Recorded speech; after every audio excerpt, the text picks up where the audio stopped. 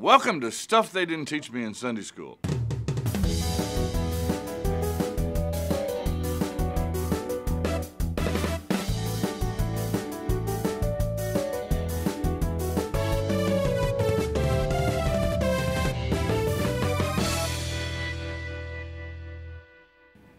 Today's discussion is another event that you're probably pretty familiar with, but we want to look at the story behind this story.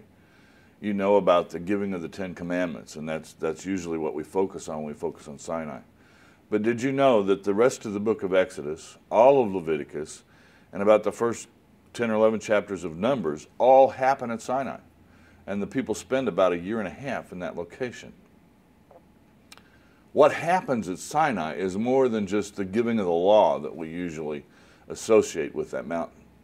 What happens at Sinai is God is gathering his people around himself. Sometimes we think that these law codes that came at Sinai, and by the way, there are many, many more laws than just the Ten Commandments, but the Ten Commandments are kind of central to our thinking about Sinai. But many, many more laws come at Sinai, and we think sometimes that those laws teach these people how to be God's people. They really don't. They already were God's people. They were God's people by virtue of the fact that he recognized their suffering in Egypt. He fulfilled some promises to Abraham, Isaac, Jacob, etc., and brought these people out, and he brought them to Sinai, already his people. Now at Sinai, he gathers them around himself and tells them what that means for their lives, what implications there are for their living out their life under God's grace and God's goodness. It's interesting that when we get to the Ten Commandments and the giving of that law on Sinai, it's interesting how that starts. It starts in a way that we don't include with the Ten Commandments. Chapter 20 of Exodus, verse 1, "And God spoke all these words, saying, I am Yahweh your God, who brought you out of the land of Egypt, out of the house of bondage." And then begins the commandments. "You shall have no other gods before me." A few things about those commandments. First of all, it's important to notice that God's indicatives always precede his imperatives. How's that for a mouthful?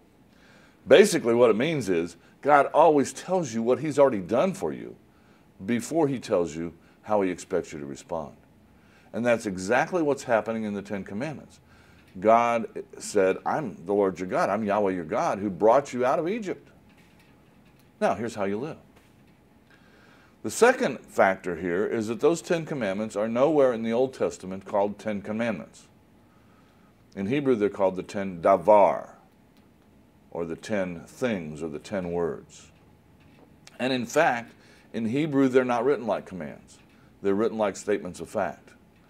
So a better translation than "thou shalt not" probably would be, "you won't," or "you will not." "I'm the Lord your God who brought you out of the land of Egypt." You won't have any other gods before me. Why would you? "I'm the Lord your God who brought you out of the land of Egypt." You won't take my name lightly. Use it in wrong ways. Why would you? "I'm the Lord your God who brought you out of the land of Egypt." You will keep the Sabbath day and focus it on me. And so it goes down through the commandments. They are all statements of how God's people live under God's grace and God's mercy. The 10 words, the 10 things. There are many, many more laws that God gives on Sinai. Certainly the moral code of what we call the Ten Commandments is central.